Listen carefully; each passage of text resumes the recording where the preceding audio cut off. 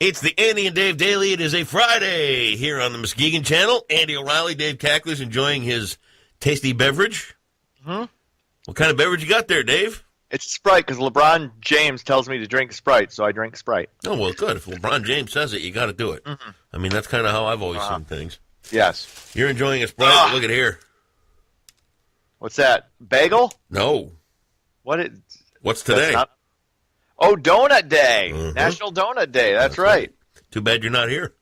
No, I had a glazed one earlier. No, you didn't. I had it on the TV. You didn't have any donuts. This is my donut day, and you're getting nothing. Okay, fine. If you want to feel like you're better than I am and you had a better donut, go ahead. Good.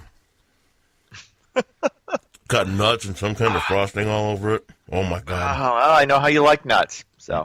Did you get that? I get it. You said I like nuts. That's so funny. Well, what you got going this weekend? Anything good? What? What you got going this weekend? Anything good?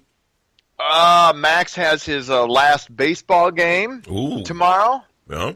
They finally, after 10 straight losses, they won last night. Wow. It was so fantastic, so amazing. Came back from 3 runs down in the bottom of the 5th inning, and Max had a hit, knocked in a run, played well. Coaches were great. The parents were more excited than the kids were. Really? Actually, after 10 straight losses, but it was great. Well, honestly, after 10 straight losses, the kids are really beaten emotionally. Yeah. There's no point in really trying to keep on. It's good. It's good to learn how to handle defeat at 7 years old. Parents are all excited, and the kids are like, "Yeah, whatever. Don't patronize us." Can we have candy now? Can we get our drinks and our treats? I'm kind of excited because it looked like the weather cleared up. I saw rain in the forecast for Berlin most of the week, and then today it looks like they're going to have some sunshine there tomorrow. Yeah, it's going to be beautiful today and most of tomorrow. So very nice. A good-looking weekend coming up. So I'll hopefully be able to recover.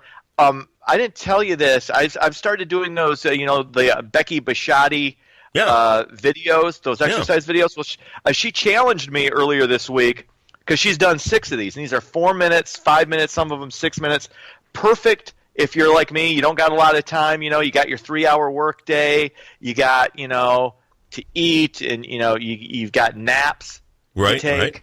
So about 4 minutes is all I can take typically, but I did all 6 of them on Wednesday, one right after the other, and good Lord, my hamstrings, my quads are sore as hell still 2 days later, but, I mean, these are good workouts. Even if you only do one of them, you're doing like a 4, 5, 6 minute one on the Muskegon channel there, you get benefits out of it. So really I guess that just leads me to a question. You said that Becky challenged you to this earlier this week? Yes, on the Facebook. She sent me a message. Oh. What? So there's some fraternization going on here. Oh, that's right. We're not supposed to fraternize. Nah, I wouldn't. I don't know if I'd call it fraternizing. Dave? There's not. What? Why do you have to insinuate things that are completely innocent? Dave, be honest with me. Do they call it puppy love? Dude. Seriously? Come on. Have we sparked a little something here, Dave? Let's not. Little communication going on in the background? What? I'm just having what? Hey, you know what? You're both single adults. You're both, into fitness and health. That's a good thing. Uh-huh. Boy, I'm feeling it. Let's not start. I'm really feeling it. This is it, Dave. This is it for you. One workout led to a lifetime of happiness. I can see it already. You know me. I have to be unfettered. I'm perpetually single. Oh, I can hear the wedding bells already. Come on. It's going to be nice. Come on. You're going to have to move out here, though. That's the way it works, man. You get tied up with one of these chicks, you go where they are. Okay. Well, keep up working out. I'm doing my part for sports today. Very good. Can you read my shirt? Triple Lindy, you're going That's right. That would be back to school. Athletics in college is what I'm talking about today. Rodney Dangerfield. All right there, Romeo. Let's have us a newscast. All right, let's get into it. The Trump administration, They've announced it Thursday. The United States will pull out of the Paris Climate Agreement. Trump called the Paris Accord, quote, unfair at the highest level to the United States. Now, while critics say the Paris Agreement hurt the economy, supporters claim it would create jobs down the line. Now, nobody should really be surprised at this. This was one of his campaign promises. He said he was going to pull us out. Also, this isn't going to happen for like another 3 years. So I don't know. I don't know if it's good for the economy. I don't know if it's bad. It all depends on who you ask. Fred Upton, a conservative, he was against us pulling out. Rand Paul was for it. Most conservatives are for it. Of course, a lot of liberals are against it. So we'll just have to wait and see what happens. Sure. I take a wait and see approach to everything. I do not assume the sky is falling. And when an ice cream company like Ben and Jerry's feels like they have to say something about this, it's probably not a good idea. If you can make an ice cream company that does nothing but sell good things and give you enjoyment and blah, blah, blah, they can point out 6 or 7 ways. They did this last night. There was a big Ben and Jerry's release about the Paris thing. Ben and Jerry's. The way it's going to affect it, they even came down to the fact that the way that all this stuff is going, global warming and all that, is going to decrease how much chocolate they can produce, so now they won't be able to produce much more ice cream. I'm just saying. Well, you know what? If you want that, then let's everybody just stop driving cars. Okay. Let's stop driving cars. Let's go back. Let's go back to the pre-industrial age. If you really want to make a dent in man-made global warming or climate change, whatever you want to call it, stop driving cars. Let me ask you this: if Elon Musk pulls out of a presidential advisory panel because it's a dumb decision. I don't know if it's a dumb decision. Elon Musk is the guy that, remember what we talked about yesterday? How we need to find new ways to power things, how we need to find new sources of energy, how we need to get away from the fossil fuel background.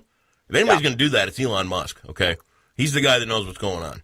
He's going to be able to fix all that stuff and get us onto the next plateau of energy, which is what we need to do, and that's what this Paris thing was all about. How do we get ourselves off the world oil standard?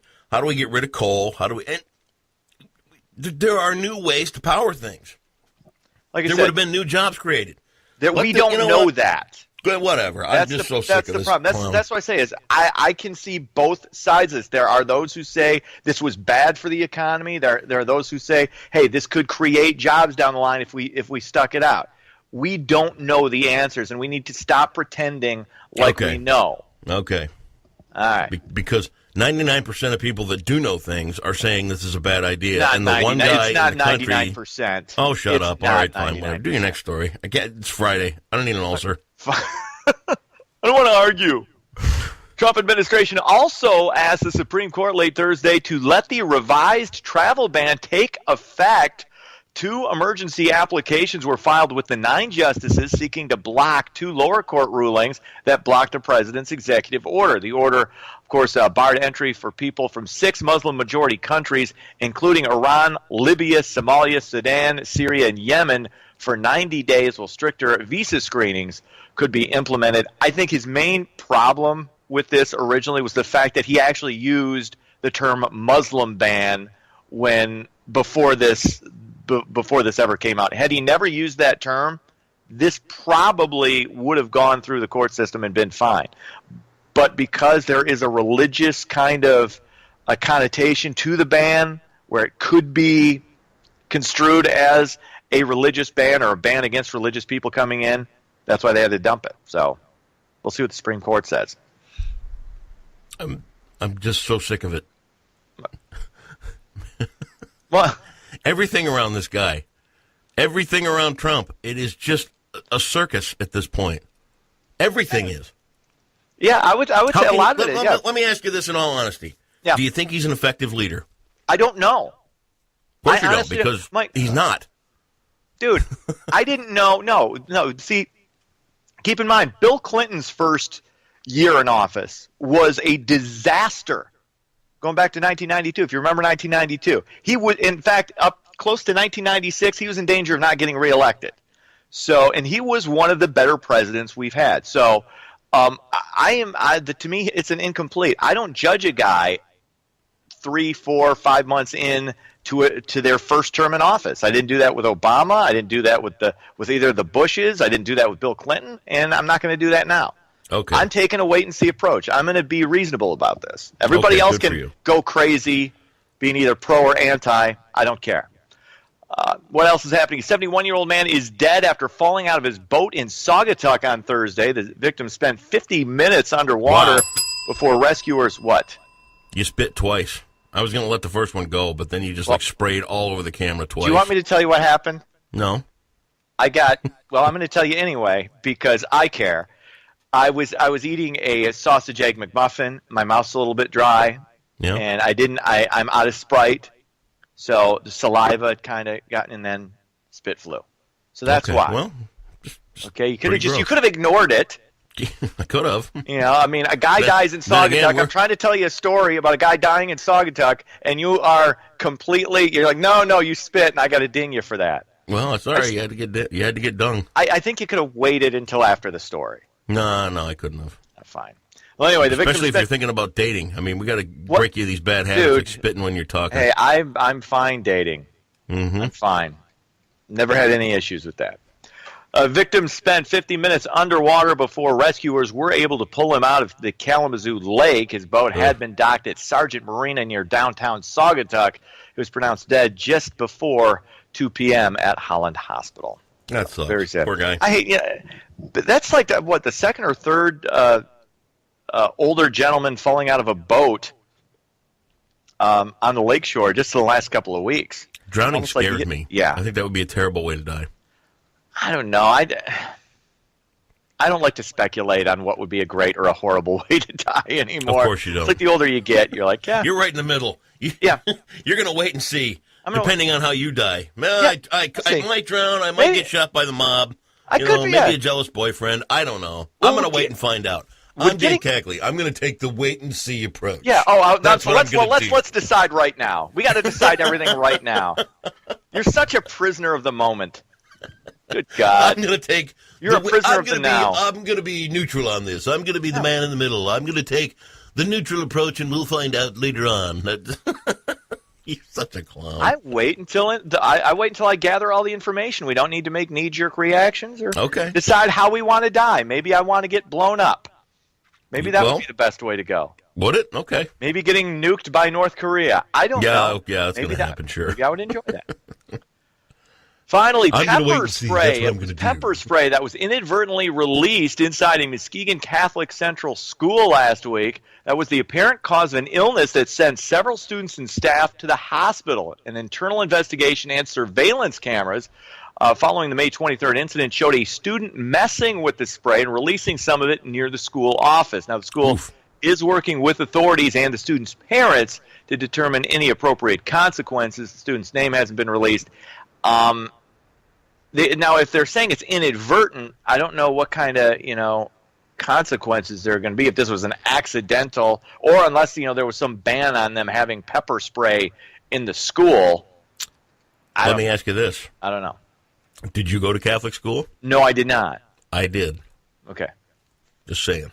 So, okay. Well, so wait, is this did you ever want to pepper spray? It may be the Board of Education. Say that again? It may be the Board of Education. Okay. Or you might get dragged to the office by your ear. Or you could get taped to your seat, which I've seen happen in a Catholic school.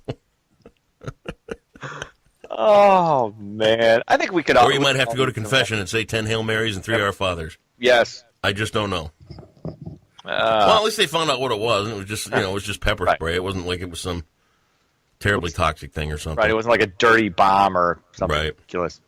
Sports, it was Golden State beating up on Cleveland. Game 1 of the NBA Finals, 113-89. Cubs take on the Cardinals this afternoon. Tigers host the White Sox. And Game 3 of the Stanley Cup Finals, Pittsburgh and Nashville. Pittsburgh leads that series 2-0. That is sports. I'll tell you what, about this weekend? Yes. Wait and see how it all comes out. Yeah, you be that wait and see guy. That's the way I am. You stand there neutral and you wait and see. That's how I'm Sweden. Right in the middle. Have a good weekend, dude. See ya.